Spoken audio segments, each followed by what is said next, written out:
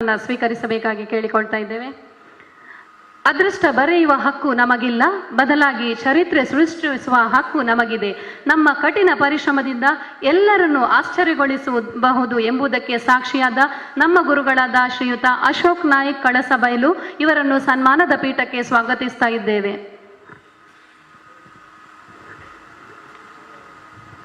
ಗೆಲ್ಲಬೇಕು, ಸಾಧಿಸಬೇಕು ಎಂಬ ಮನಸ್ಸಿರುವ ವ್ಯಕ್ತಿಗೆ ಅವಮಾನ, ಅನುಮಾನ, ಕೊನೆಯಲ್ಲಿ ಸನ್ಮಾನ.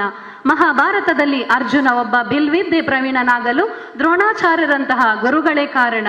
ಶಿಕ್ಷಕರು ಮೌಲ್ಯಯುತವಾದ ಪ್ರಜೆಗಳನ್ನು ತಯಾರು ಮಾಡಿದರೆ ನಮ್ಮ ಗುರುಗಳಾದ ಶ್ರೀಯುತ ಅಶೋಕ್ ನಾಯ್ಕ್ ಕಳಸಬೈಲು ಇವರು ದೈಲಬೆಟ್ಟುವಿನ ಪುಟಾಣಿಗಳ ಪ್ರತಿಭೆಯನ್ನು ಗುರುತಿಸಿ ಭಜನಾ ತರಬೇತಿ ನೀಡಿ ಉತ್ತಮ ಭಜಕರನ್ನಾಗಿ ರೂಪಿಸಿದ ಕೀರ್ತಿ ಇವರದ್ದು. ಈ ಭಜಕರು ರಾಜ್ಯ ಮಟ್ಟ, ಜಿಲ್ಲಾ ಮಟ್ಟ, ತಾಲೂಕು ಮಟ್ಟದಲ್ಲಿ ಮಿಂಚುವಂತೆ ಮಾಡಿದ ಕೀರ್ತಿ ಇವರದ್ದು. ಇವರ ಬಗ್ಗೆ ಹೇಳುತ್ತಾ ಹೋದರೆ ಸಮಯ ಸಾಲದು, ಅದಕ್ಕಾಗಿ ಚುಟುಕಾಗಿ ಹೇಳ ಬಯಸುತ್ತೇನೆ. ನಮ್ಮ ಗುರುಗಳು 40 ಭಜನಾ ತಂಡಗಳನ್ನು ಕಟ್ಟಿ 5 ಶಾಲೆಗಳಲ್ಲಿ ಕುಣಿತ ಭಜನಾ ತರಗತಿಯನ್ನು ಪ್ರಾರಂಭಿಸಿ ಬೆಂಗಳೂರಿನಲ್ಲಿ ಬಾಲಗೋಕುಲದ ಮಹಿಳೆಯರಿಗೂ 2 ವರ್ಷದಲ್ಲಿ ತರಬೇತಿ ನೀಡಿರುತ್ತಾರೆ. ಇದುವರೆಗೆ ಸುಮಾರು 7,000 ವಿದ್ಯಾರ್ಥಿಗಳಿಗೆ ತರಬೇತಿ ನೀಡಿದ ಕೀರ್ತಿ ಇವರದ್ದು.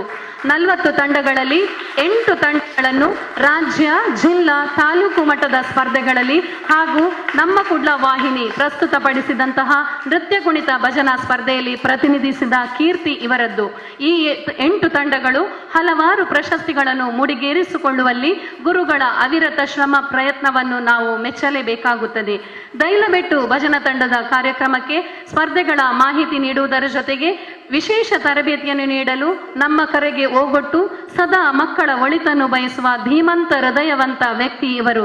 ಇವರ ಪ್ರೋತ್ಸಾಹ ಸಹಕಾರದಿಂದ 14 ಸ್ಪರ್ಧೆಗಳಲ್ಲಿ ಹಾಗೂ 101 ಕಾರ್ಯಕ್ರಮಗಳಲ್ಲಿ ಭಾಗವಹಿಸಲು ಸಾಧ್ಯವಾಗಿದೆ ಎನ್ನುತ್ತಾ ಇವರ ಸಾಧನೆ ಇನ್ನಷ್ಟು ಎತ್ತರಕ್ಕೆ ಬೆಳೆದು ಉಜ್ವಲ ಭವಿಷ್ಯ ನಿಮ್ಮದಾಗಲಿ, ನಿಮ್ಮೆಲ್ಲ ಕನಸುಗಳು ಈಡೇರಲಿ ಎಂಬುದೇ ನಮ್ಮ ಆಶಯ.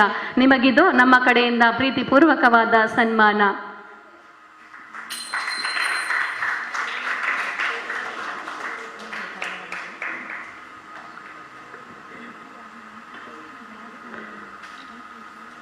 ಸನ್ಮಾನಿಸಿದ ಎಲ್ಲ ಅತಿಥಿ ಅಭ್ಯಾಗತರಿಗೆ ಧನ್ಯವಾದಗಳನ್ನು ತಿಳಿಸುತ್ತಾ ಇದೀಗ ಸನ್ಮಾನ ಸ್ವೀಕರಿಸಿದ ಗುರುಗಳು ಇವತ್ತಿನ ಕಾರ್ಯಕ್ರಮವನ್ನು ಉದ್ದೇಶಿಸಿ ಒಂದೆರಡು ಮಾತುಗಳನ್ನು ಆಡಬೇಕಾಗಿ ಕೇಳಿಕೊಳ್ತಾ ಇದ್ದೇವೆ.